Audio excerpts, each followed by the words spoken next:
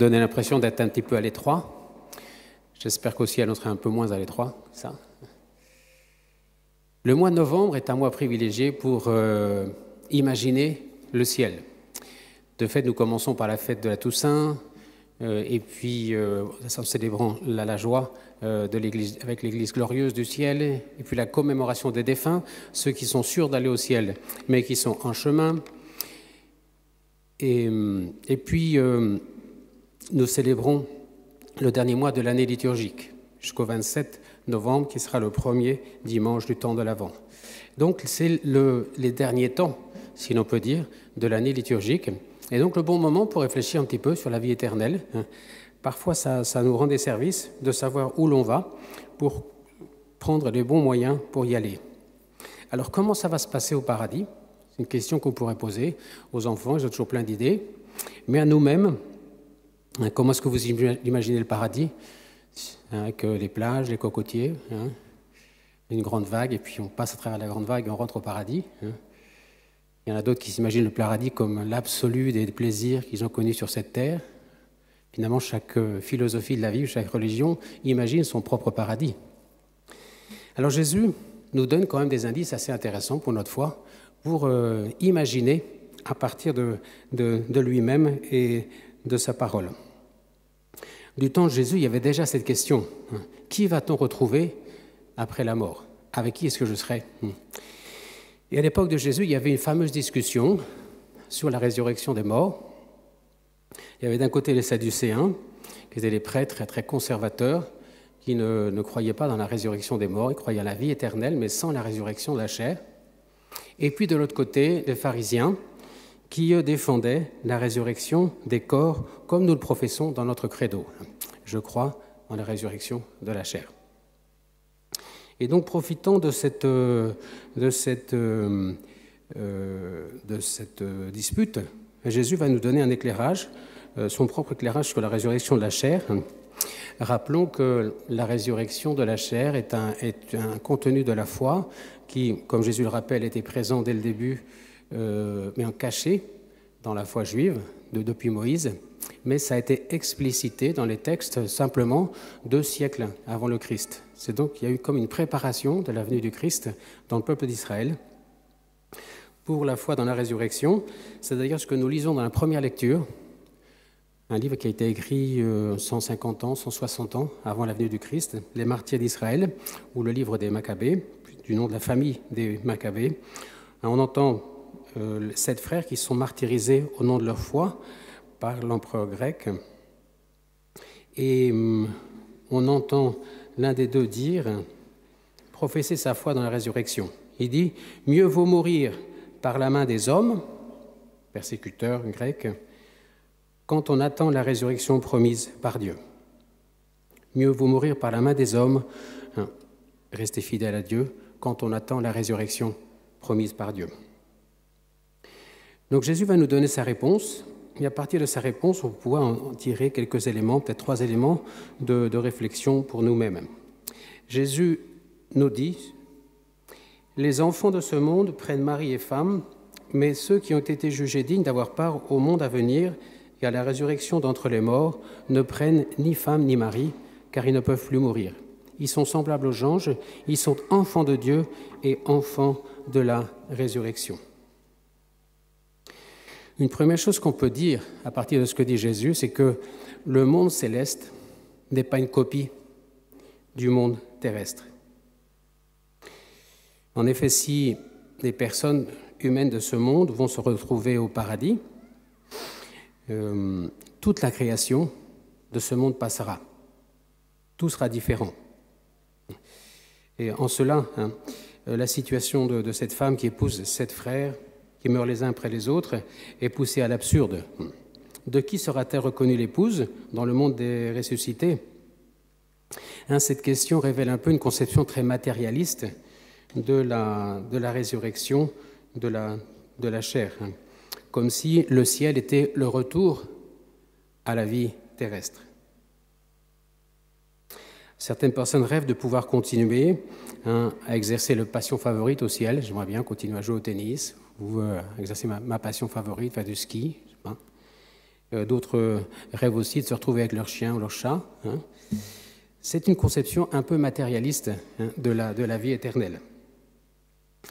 On pourrait peut-être se dire, bon, comme Dieu est bon, il va peut-être exaucer nos désirs si je lui demande de me retrouver avec un tel, peut-être que je me retrouverai. C'est vrai, le Seigneur est bon, mais est-ce qu'on a vraiment le droit de rétrécir l'amour infini de Dieu à notre petite taille d'amour humain? Est-ce qu'on a le droit de rétrécir l'amour infini de Dieu à la taille de notre amour?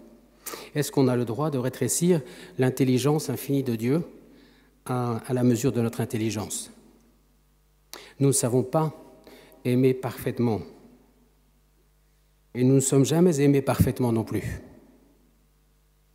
On peut s'en approcher par moments, faire des expériences très profondes de l'amour humain, de l'amour de Dieu, mais ça ne dure pas tout le temps, nous le savons. Donc notre amour sur cette terre, il est enchevêtré, entremêlé d'instincts, de besoins, de reconnaissance, de manque, de crainte. Il n'est pas encore parfait. Nous sommes en chemin. Or, le paradis, c'est vivre en Dieu. C'est vivre dans son amour infini, plus grand que les merveilles vécues sur cette terre. C'est retrouver un corps, notre corps de ce jour, qui cette fois-ci sera parfaitement en harmonie à notre esprit et non à nos instincts, qui ne sera pas non plus soumis au temps et à l'espace, comme on le voit avec Jésus ressuscité, qui lui fait fi des temps et des espaces, qui voyage comme ça, comme s'il n'avait pas de corps. D'ailleurs, il est tellement différent, le corps de Jésus, que les disciples ne vont pas le reconnaître. Bon, alors si vous voulez peut-être une petite image un peu avec le corps de ce qui va se passer, il y a Saint Paul qui nous donne une belle image quand même pour nous aider à imaginer ce qui va se passer. Il nous donne l'image du grain et de la plante. Saint Paul parle de la vie sur cette terre comme de la graine et de la vie de ressusciter comme une plante. Dans la graine, il y a tout de la plante, et il y a une vraie continuité jusqu'à la réalité de la plante, et pourtant, la splendeur de la plante n'a rien à voir avec la graine. La graine, c'est ce que nous vivons sur cette terre, et elle doit passer par la mort dans la terre pour donner cette magnifique plante et pousser vers le ciel. En apparence, c'est très différent, une graine et une plante, et pourtant la continuité est évidente. Et la plante est tellement plus belle. Donc la vie au paradis, c'est pas une copie améliorée de ce qu'on vivra sur cette terre. Et d'autre part, eh bien, seul Dieu peut vraiment nous parler du ciel. Donc on peut demander au Seigneur de féconder notre imaginaire de la vie au ciel à partir de sa parole. Notre compréhension de la résurrection de la chair, cet ultime article du credo que l'on confesse à chaque dimanche, je crois dans la résurrection de la chair, mérite d'être fécondé par la révélation divine, par la parole de Dieu. Jésus nous dit, ceux qui prennent part à la résurrection, ils ne peuvent plus mourir. Ils sont semblables aux anges. Ils sont enfants de Dieu et enfants de la résurrection. Nous pouvons dès aujourd'hui, déjà par la parole de Dieu, par le pain eucharistique, qu'on appelle le pain des anges, nous pouvons déjà prendre part en espérance à la résurrection et en vivre réellement. Jésus nous donne d'autres paroles aussi pour imaginer le ciel, en Matthieu 25, le jugement dernier, où il parle de deux options, ressusciter des morts pour la vie éternelle, avec notre corps, ou ressusciter des morts pour la mort éternelle en enfer avec notre corps aussi. Et les premiers auront accompli les bonnes œuvres que nous appelons les œuvres de miséricorde, les autres ne l'auront pas fait. Donc seul Dieu peut vraiment nous orienter dans notre imagination du ciel, dans notre désir, dans notre espérance du ciel. Et enfin, eh bien on voit que notre vie sur cette terre va dépendre de notre espérance dans la vie éternelle. Clairement, ceux qui vivent avec comme finalité la vie sur cette terre font des choix de vie que ne feront pas ceux qui vivent dans l'espérance de la vie éternelle. Nous savons que notre témoignage chrétien passera par notre cohérence avec la vie éternelle. Et comme dit Judas Maccabée lors de son martyre dans la première lecture, il dit « Si nous mourons pour les lois de ce monde, nous allons mourir avec le monde.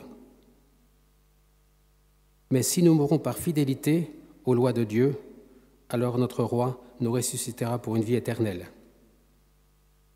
Et oui, le chrétien est dans cette situation-là aussi. Ça ne vaut pas la peine de se tuer pour quelque chose qui va passer. Par contre, si je dédie toute ma vie à la fidélité, à l'amour de Dieu, à ses commandements, eh bien, mon roi me ressuscitera pour la vie éternelle. Sanctifier, le premier jour de la semaine, le dimanche, c'est clairement prendre l'aliment pour le voyage vers la vie éternelle. Faire de cette semaine un chemin vers la vie éternelle. Considérer la parole de l'Évangile de chaque jour comme la parole qui va illuminer ma vie, ma référence quotidienne, au milieu des multiples paroles, préoccupations, menaces de ce monde, c'est clairement vivre la vie éternelle. Vivre en harmonie entre les aspirations de mon âme et de mon corps, c'est clairement confesser ma foi dans la résurrection de la chair. On peut se poser la question de la relation à mon propre corps dans cette espérance de la vie éternelle. Nous savons bien que le culte du corps en soi, ou à l'opposé son instrumentalisation en fonction de mes désirs du moment, sont clairement des dérives qui nous éloignent de la foi chrétienne dans la résurrection de la chair. Alors si je devais demander à Dieu une faveur pour m'aider à imaginer et à espérer la vie éternelle au quotidien, parce qu'elle a déjà commencé la vie éternelle, spécialement depuis le moment de notre baptême, eh bien ce serait de m'aider à vivre la parole de Dieu au quotidien, à aimer mon prochain au quotidien. Et ainsi je pourrais dire comme Dominique Savio, Saint Dominique Savio, un jeune qui accompagnait Don Bosco. Un jour, il jouait au football. On lui demandait « Qu'est-ce que tu ferais si Jésus apparaissait aujourd'hui ?» Ça veut dire si tu allais bientôt aller au ciel. Et bien, il répond « Je continuerai à jouer au football. » Occupons-nous de bien vivre le moment présent avec Dieu et confions au Seigneur notre futur dans la vie éternelle. Amen.